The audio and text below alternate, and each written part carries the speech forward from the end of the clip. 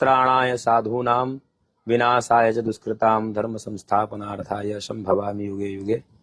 श्री गुरु चरण कमलेभ्यो नमः।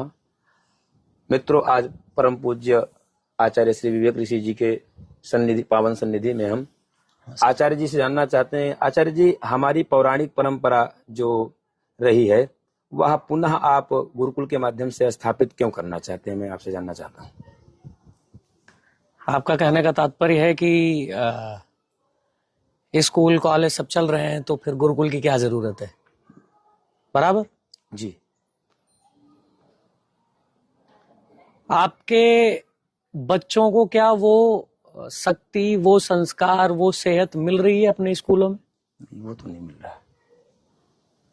क्या वो बच्चा उतना ही संस्कारी है जितना गुरुकुल में पढ़ने के बाद हमारे ऋषि मुनि के बच्चे होते थे? जी नहीं। गुरुकुल परंपरा इस समय उतनी जरूरी है मुझे जहां तक लगता है जितना जरूरी भोजन करना और जलपान करना होता है। उसका कारण ये है कि आज अगर शक्ति की बात की जाए तो हमारे बच्चे बहुत शक्तिहीन, शक्तिविहीन बोल सकते हैं। संस्कारों की बात की जाए तो संस्कारहीन बच्चे इस समय बहुत ज्यादा हो रहे हैं, जिससे हमारे वृद्धाश्रम वगैरह बहुत ज्यादा बढ़ रहे हैं, आपको पता होगा जी। और अगर सेहत की बात की जाए जी। तो इस समय अपने भारत में 70 से 75% लगभग लोग कुछ न कुछ छोटी से बड़ी बीमारियों से ग्रसित हैं। जी। कारण शुद्ध और विरुद्ध आहार। अब आप एक चीज को समझो, गुरुकुल परंपरा और स्कूल परंपरा में क्या फर्क है। आधुनिकता के हिसाब से स्कूल बहुत जरूरी है, क्योंकि अगर स्कूल नहीं होगा तो हम कहीं ना कहीं आधुनिकता से पीछे हो जाएंगे, परे हो जाएंगे। जी बिल्कुल। तो मैंने क्या किया है, जो गुरुकुल हम लोग स्थापित कर रहे हैं, जहां जहां पे कर रहे हैं, वहां पे बच्चों को पौराणिक परंपरा के अनुसार, जो हमारे पौराणिक परंपरा में 3 मुख्य शिक्षा थी, शस्त्र शास्त्र और आयुर्वेद जी।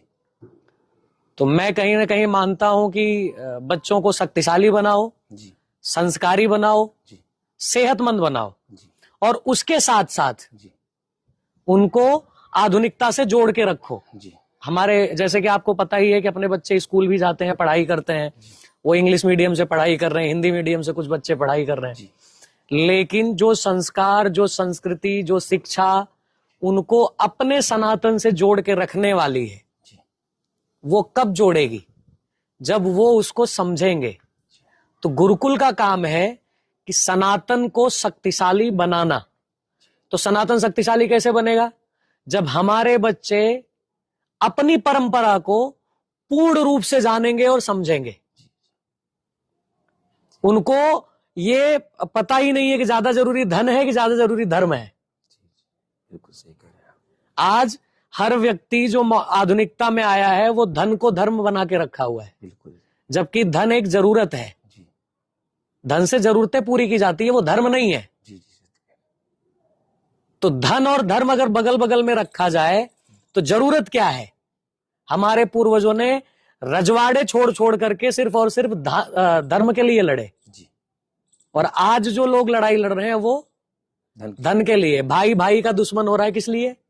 धन के लिए, क्योंकि उसको धर्म का ज्ञान नहीं है। नहीं तो भरत जी, वो गुरुकुल का संस्कार था जो 14 वर्ष खड़ाऊ जो राज की थी गद्दी पे।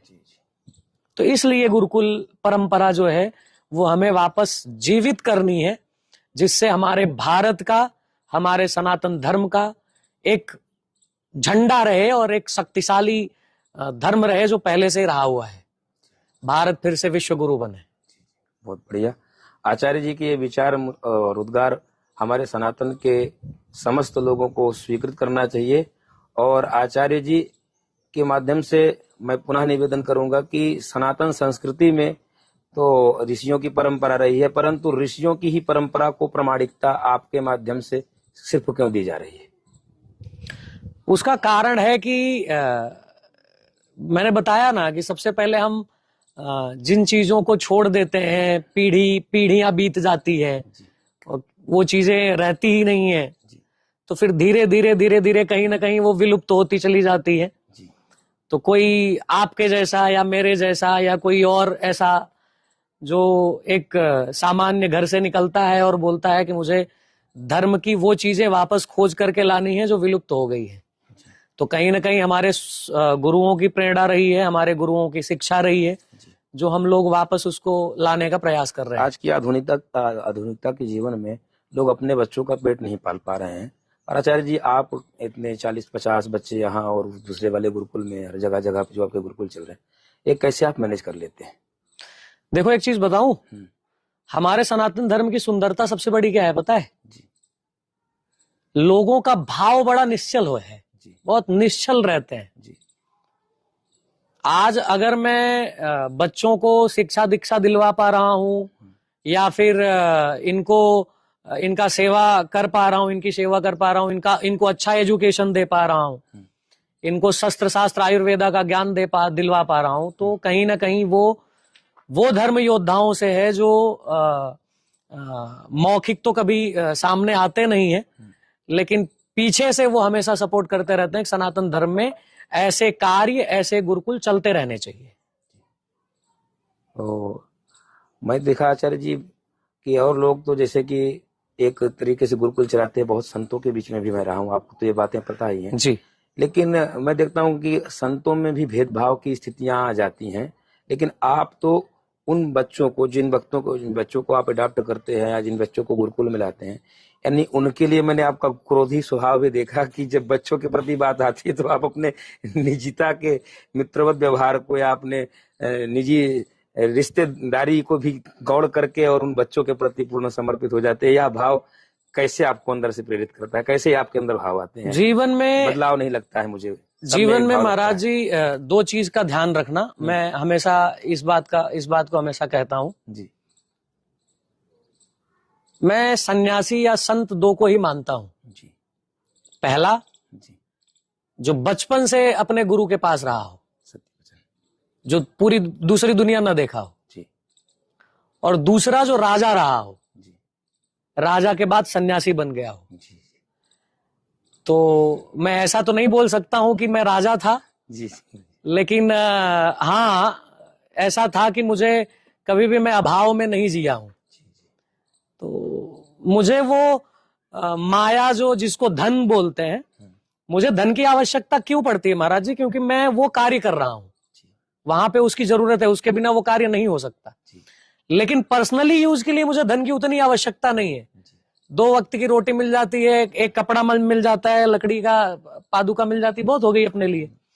और आप कितना भी धन इकट्ठा कर लें, कितना भी धन बोरी में रख दें, आपके जाने के बाद जो वहां पे रहेंगे वो उस धन को अपने हिसाब से उसका व्यय करेंगे, अपने हिसाब से उसका यूज करेंगे। तो आप समझिए कि उस धन को हम इकट्ठा करके क्या करेंगे? मतलब आपके कहने का तात्पर्य कि चींटियां भले अन्न खूब इकट्ठा करें, हाँ, लेकिन खाता कोई दूसरा है, खाता कोई धन कोई दूसरा चाहे जितना कमाए, बिल्कुल, लेकिन उसका यूज कोई दूसरा करता है। आपके कहने का तात्पर्य है। बिल्कुल। क्योंकि मैंने देखा, और इस चीज को भी मैं, ये जैसे साधना में कुछ दिन के आपकी सन्निधि मुझे मिली, माता जी के स्थान पे जाना, खोड़ियार माता के यहाँ पे जी। तो ये सब उसका चमत्कार है महाराज जी की, जब आप बोलते हैं लोग अट्रैक्ट हो जाते हैं। किसी साधना का प्रभाव है कि ये किसी जादूगर जैसी आपकी जुबान किसी ने बनाई है कि ये कोई दैवीय कृपा है आपके ऊपर, ये बताने की? देखिए महाराज जी, इसमें क्या होता है, हाँ। जब आप सत्य हो ना, जी। सच्चाई के रास्ते पे जब चलते हो, जी। तो आपको किसी सिद्धियों की जरूरत पड़ती ही नहीं है। जी। क्योंकि आपको कोई चीजें बनावटी नहीं बोलनी पड़ेगी। आप जो सामने हो वही पीठ पीछे हो, तो आपको डर ही नहीं है। और किसी भी व्यक्ति का भाव तब दिखता है जब वो डरता है। जब वो खुश रहता है तो उसका भाव अलग दिखेगा, जब वो डर रहा है तो उसका भाव अलग दिखेगा, जब वो गुस्से में है तो अलग भाव दिखेगा। तो मुझे जो आप खुश हमेशा हंसते हुए देख रहे हैं या फिर गुस्से में देख लेते हैं कभी कभी, तो ये दोनों भाव मेरा सिर्फ एक चीज को लेकर के है, सनातन को। मेरा भाव सिर्फ और सिर्फ, मैं निश्चल तो नहीं बोल सकता क्योंकि उसमें सबका एक मतलब होता है, तो मेरा एक मतलब है कि हमारा सनातन धर्म के योद्धा तैयार हो, तो मैं भी मतलबी हूं। लेकिन मेरा मतलब सनातन धर्म को लेकर के है कि मुझे सनातन धर्म को शक्तिशाली कैसे बनाना है, मैं कैसे बना सकता हूं। रही बात साधना की, तो गुरु जी के पास में जो शिक्षा दीक्षा मिली है वो अपने साधना करते हैं, आप भी करते हैं जी। और खोड़ियार माता और महादेव हमारे जितने देवी देवता हैं ये अपने आप में एक अदृश्य शक्ति है। महादेव को तो हम लोग परंपराओं से जानते हैं, लेकिन ये खोड़ियार माता का नाम कैसे और किस प्रकार से आप इनके बारे में खोड़ियार बताइए? माता की जो है ये गुजरात में इनकी मान्यता बहुत ज्यादा है। वैसे माता लक्ष्मी का स्वरूप मानी जाती है। अच्छा, मतलब कमला खोड़ियार माता का। माता, हाँ 10 महाविद्या में जो कमला बिल्कुल। देवी, उसका स्वरूप। और खोड़ियार माता जी जो हैं वो खास करके यहाँ के पटेल समाज जो गुजरात के हैं लगभग उनकी कुल देवी भी है। अच्छा अच्छा। और अद्भुत शक्ति है, अद्भुत है माँ। और हम तो भाग्यशाली हैं कि माँ के शरण में हम जा करके माँ की सेवा थोड़ा बहुत कर पाते हैं, पूजा पाठ कर पाते हैं, तो सौभाग्य की बात। पूर्व का प्रश्न मैंने आपसे किया, उसमें जैसे आपके कहने का तात्पर्य यही समझूं कि जो निर्मलता से रहता है उसी को जो सच्ची निश्चल भाव रहता है, निश्चल तो भाव, वो व्यक्ति सही पे सही और गलत पे गलत, क्रोध के समय बिल्कुल क्रोध और प्रसन्नता की मुद्रा में प्रसन्नता। बिल्कुल। आप मतलब बनावटी मत बनो। वो जो बोलते हैं ना लोग, हाथी के दांत दिखाने के कुछ और, खाने के कुछ और, महाराज जी, तो जैसे ये कि कुछ और वाले में मत रहो। गुरुकुल का उपक्रम लेकर के चले, इसमें बाधाएं तो बहुत आई होंगी शुरू में, अब कैसे अचानक कैसे प्राप्ति हो जाती है? लक्ष्य को लेकर के कुछ ना कुछ तो होता ही है। अब बाधाओं का तो अब क्या बोले, कैसे इतना कर पाए आप? देखो सब चीजें तो वीडियो में नहीं बता सकते, लेकिन इतना जरूर है कि जीवन है तो संघर्ष है जी। और संघर्ष ही जीवन है जी। तो है, बस संघर्ष करते रहना है, लड़ते रहना है, धर्म का काम करते रहना है। हमारे पूर्वजों को तो घास की रोटी खानी पड़ी, तो हम तो कम से कम उतना अपनी विडंबनाएं हमारी नहीं रही है, तो बस चल रहा है। अपने बच्चों को भी देखा मैंने कि जब उनके माता पिता आते हैं गुरुकुल में, तो जैसे छुट्टी में चलना है करके, तो बच्चे बोलते हैं मैं तो गुरुजी के साथ रहूंगी, वहां नहीं जाएंगे। तो ये सब कैसे, मतलब इतना अपनापन कैसे आप दे पाते हैं? लोग अपने बच्चे को इतना अपनापन नहीं दे पाते। कहीं बिजनेस में लग जाता तो कोई पति पत्नी में काव होता है, लेकिन हमने देखा कि आप इतने सारे बच्चों में और सबके एक ही भाव रहते हैं कि हम गुरुजी को छोड़ के अपने घर नहीं जाएंगे, गुरुजी के साथ रहेंगे। ये प्रेम कैसे आप दे पाते हैं? देखो बच्चे जो होते हैं ना वो कोरे कागज होते हैं जी। मतलब उसमें कुछ लिखावट नहीं होती। जी जी। और गुरु परंपरा में, आपको ऋषि परंपरा में पता ही है कि बच्चे बचपन में ही गुरु जी के पास चले जाते थे। ठीक। तो आज भी वो परंपरा जीवित है। और जहाँ पे गुरु माँ और गुरु जी दोनों बच्चों को एक माता पिता का स्वरूप मानो, गुरु माँ गुरु जी को, तो मेरे हिसाब से वो माँ का भी प्रेम उनको मिल जाता है और पिता का भी प्रेम मिल जाता है। उनको गलती पे डांट भी पड़ती है और अच्छा करते हैं तो प्रेम भी मिलता है। तो वो जो भाव एक पिता का, एक गुरु माँ का जो होता है ना, वो बच्चों को सिर्फ और सिर्फ एक सही दिशा देने का होता है। आचार्य चाणक्य जी हमेशा चंद्रगुप्त जी से कहते थे कि मैं तुम्हें दिशा दे सकता हूं, तुम्हारे साथ लड़ नहीं सकता। तो हर एक गुरु का यही कर्म है, गुरु लड़ेगा नहीं साथ में, लेकिन आपको वो दिशा जरूर देगा जिससे आपकी विजय हो जाए। तो बस वो बच्चों का बस वही भाव है। कई वीडियो देखे आपके मैंने और कई रिकॉर्ड भी देखे मैंने, कई लोगों के बारे में के मुखारबिंद से आपके बारे में सुना। ये जो रिकॉर्ड्स हैं ये कैसे आप बना पाए? कितने लोग लगे रहे होंगे आपके साथ? कोई बहुत बड़ी टीम है, बहुत सारे लोग, बहुत बड़े बड़े सपोर्ट करने वाले लोग हैं कि कैसे आप मैनेज? देखो हमारी टीम, हमारे बच्चे हैं जी, और आपकी गुरु माँ है ही। हाँ।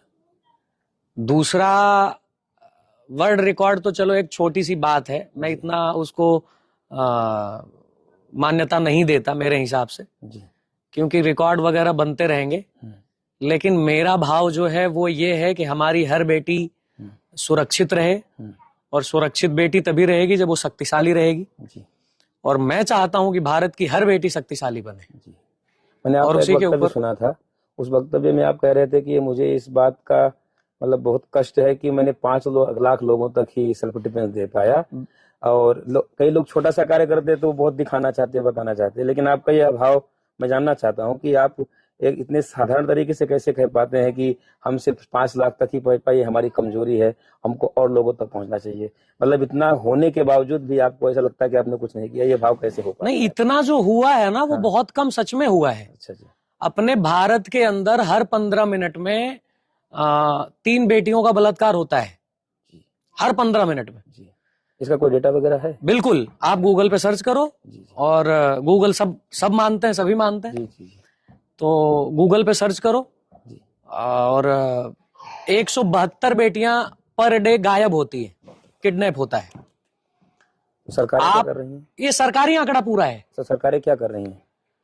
सरकारें अपना काम तो कर रही हैं, लेकिन हमारा भी कुछ फर्ज बनता है। जी। कर्तव्य हमारा भी इसीलिए है। आप सेल्फ डिफेंस देते हैं। बिल्कुल, इसीलिए लोगों को, कर्तव्य हमारा भी, गुरुकुल के प्रति प्रेरणा दे रहे हैं। बिल्कुल कर्तव्य हमारा भी उतना ही है जितना सरकार का है। जी। हर एक चीज हम सरकार के ऊपर क्यों थोपते हैं? ये भी बात सत्य है। हमारी भी तो जिम्मेदारी कुछ है। जी, हम लोगों को भी आगे उठना चाहिए। हम लोगों को भी आगे आना चाहिए, हम लोगों को भी जागरूक। अब जिस जगह से बेटी गायब होती होगी उसके बगल में कोई नहीं होता होगा? ऐसा तो नहीं हो सकता। होते होंगे। तो क्या जिस घर से बेटी गायब हुई है उसके घर के बाजू में जो है वो कभी भी उसके ऊपर आवाज उठाए या उनके साथ उनका साथ दिए? मतलब पता ही नहीं चलता साहब। चरैवित्या जागृताम प्रबोधिताम, यही आपका बिल्कुल, जागो और चलते रहो अपने धर्म के लिए। जो गवर्नमेंट को करना है, जो पुलिस प्रशासन को करना है, जो फौज को करना है, वो अलग चीज है। लेकिन आप क्या कर रहे हो? आपका भी तो कोई एक जिम्मेदारी बनती है। बेटी का बलात्कार होता है, पुलिस क्या कर रही है? कहीं मार खा रहे हो, पुलिस क्या कर रही है? भाई कम से कम अपनी सुरक्षा, जब तक पुलिस आएगी तब तक के लिए सुरक्षा जो हमारी है, हमारा जो अधिकार है, जो हमारा संविधान अधिकार भी दिया है हमें कि अपनी सुरक्षा के लिए आप लड़ सकते हो, तो अधिकार का इस्तेमाल क्यों नहीं करते? मूलतः यही कि हमारी जो सनातनी परंपरा रही है कि महाभारत या रामायण रामचरितमानस का जो आदर्श हमारे जीवन में स्थापित है कि न्याय के लिए खुद से भी लड़ना चाहिए। बिल्कुल, खुद से भी शस्त्र को उठाना चाहिए। यही आपका उद्देश्य। आप शक्तिशाली हो जी तो आपकी आवाज लोग सुनेंगे। जी। अगर आप कमजोर हो जी तो आपको कोई नहीं सुनने वाला है।